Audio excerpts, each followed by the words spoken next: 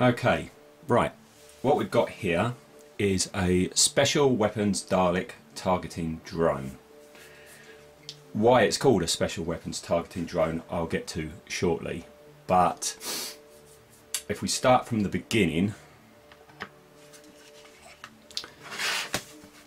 the basic shape is the dome from my son's old, long defunct, long broken radio controlled Dalek, and it was in my bits box, and I was just looking around one day finding bits and pieces for other projects, and I came across it and I thought really should do something with that, because it's a really nice shape, but everyone can see that it's a Dalek dome, so it's got to be something to do with Daleks. The rest of the Dalek had long gone by this point.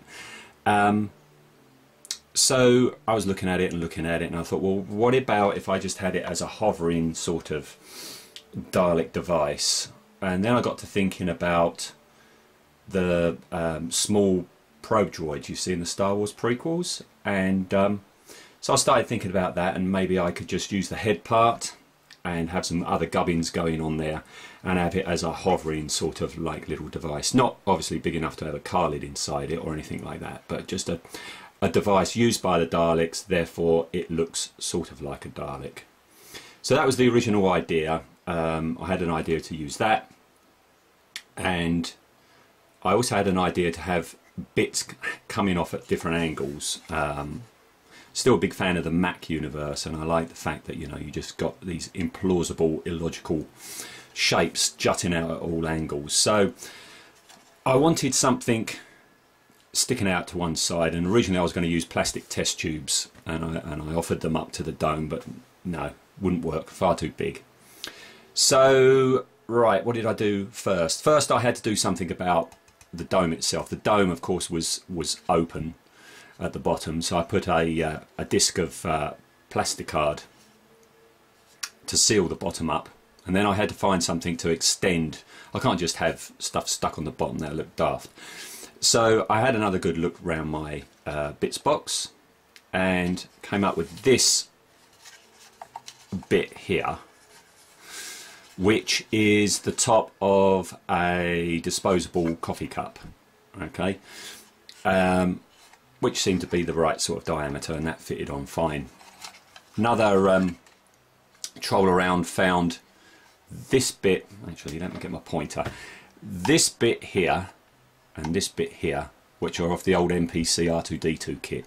That bit there is the very, very bottom of his torso, and then that's the bit that the middle leg goes into. So I stuck them on, but I put that one on the wrong way round. That is meant to recess into there, but I figured if I turned it around the other way, I got a bit more height. Let's get that right, as you can see. Okay, so that gave me a bit more height, and that was good, and it also gave me an open area. I don't know if you can see in there.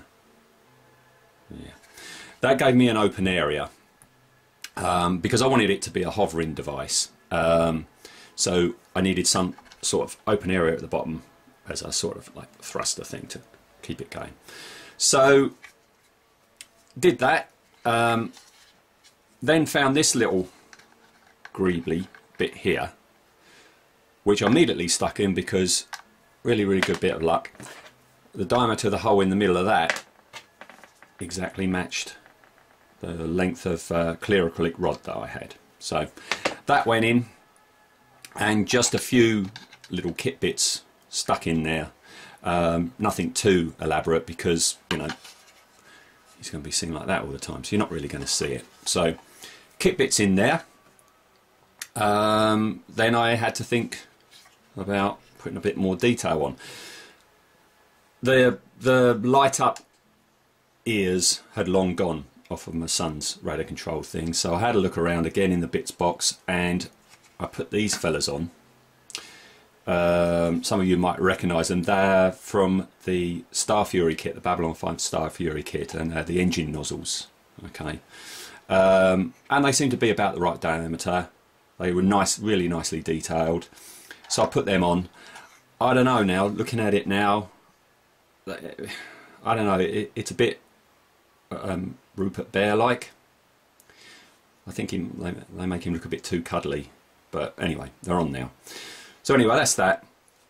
The eye stalk had completely gone as well, and I didn't want an eye stalk because an eye stalk is a Dalek and this isn't a Dalek. So this here is a wheel from a Tamiya tank kit, backed with a bit of plasticard, stuck that over the slot area where the eye stalk should have gone, and I think that's from a Gundam kit. That little bit in there is from a Gundam kit, and it just fitted just right, so I put that on. So that was the top half almost done. I thought I'd add a few more little blobby bits on there, a couple on the top, one on there. And if you go on my modelling blog, you'll see I use these a lot. They are actually these fellas, which I get from my local craft store. And they're brilliant. They're meant to be jewels. They're called self-adhesive jewels. They come in all sorts of colours, all sorts of sizes. Brilliant. Some sort of like hard rubbery material. Takes paint really well. Self-adhesive. I use them all the time for rivets and extra details and stuff like that. Okay, and they're like £1 for like 2 or 3 sheets. Really, really good stuff. That's from the range. Department store type things. So yeah, as I say, just stick them on. They peel back off again. If you make a mistake, you can peel them back off straight away. Take paint really well. So I just stuck them on, just to give it a bit more detail there, make it look a bit more different to a Dalek. The eye I left off for the moment because I wanted to put that in at the very end. So that was pretty much the top half done. I had to think about the bottom then. As I say, I was going to go with test tubes for the sides, but far too big.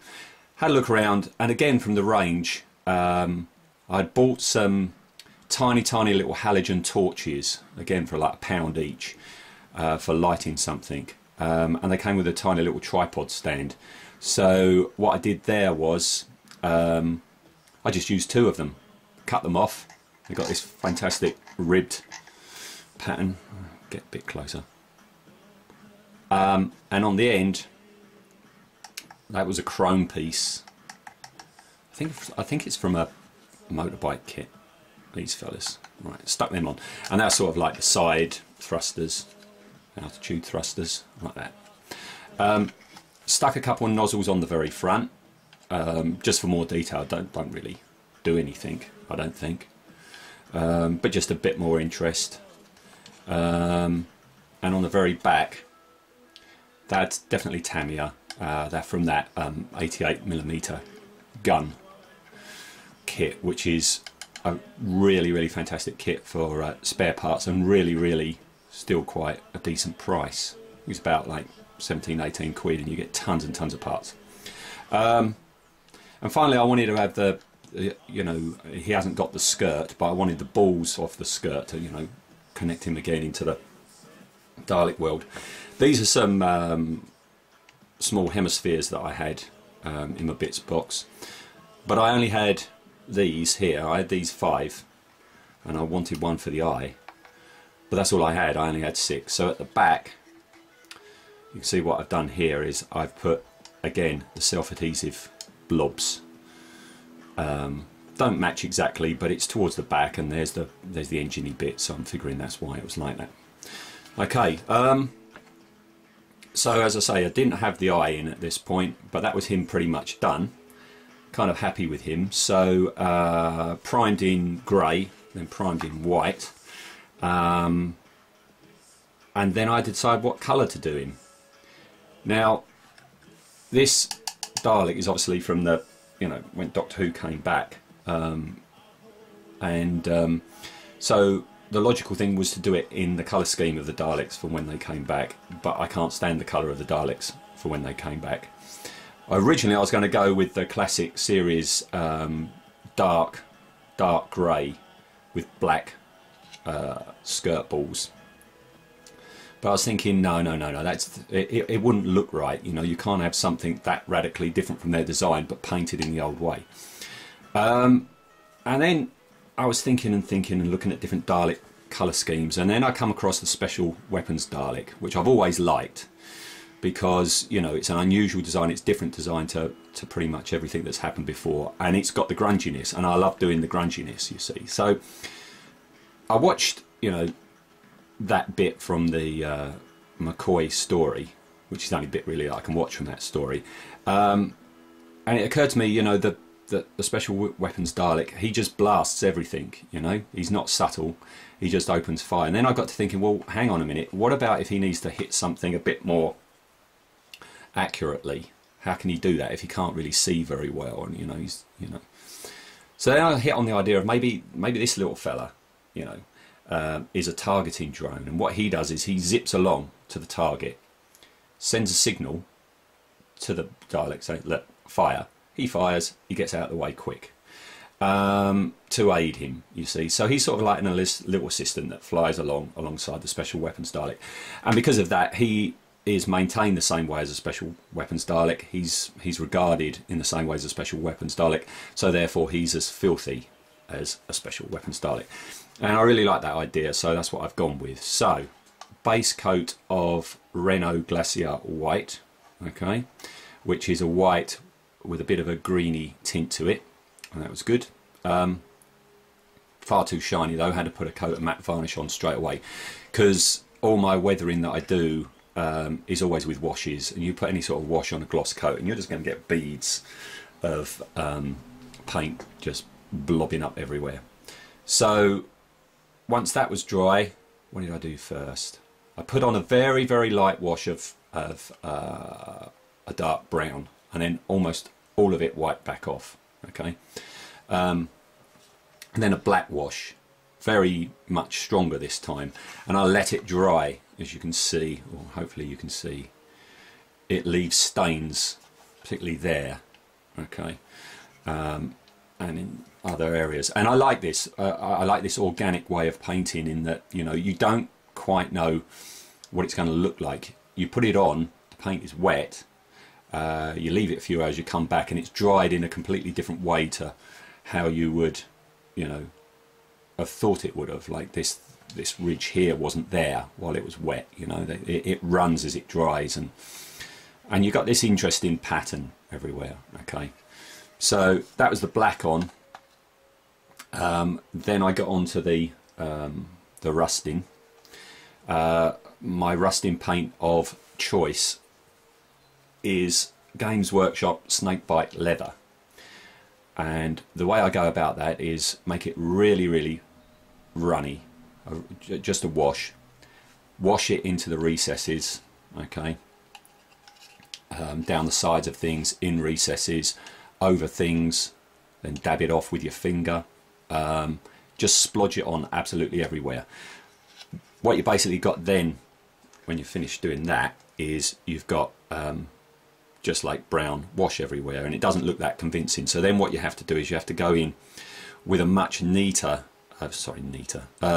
thicker mix of the same paint, but with a very thin brush, and then you just start, I don't know if you'll pick that out, you just go in and you overlay the wash that you've done with a thicker, therefore darker, stronger colour, okay, and that just starts picking it out more and making it not so uniform all over the place. Little splodges here, there, some you dab off with your finger, some you leave much stronger than others. And then over that you then put a bit more black, then a bit more brown, just keep going on and on and on like that. Alright, when I'm kind of happy with the rust, the final bit is in many places, and again the light's pretty bad today, I don't know if you can make this out. Hang on, what if I do that? That might be better. Is make some of it glossy, some of the rust glossy, and some of it not.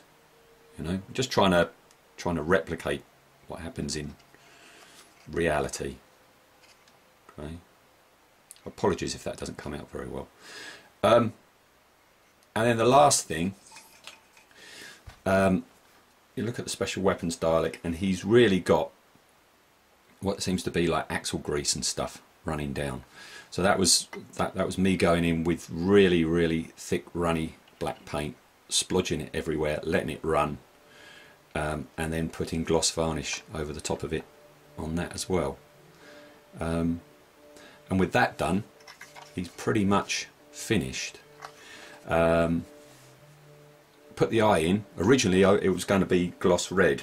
Again, if you've been on my blog, you'll have seen a photo of it, and it looked awful.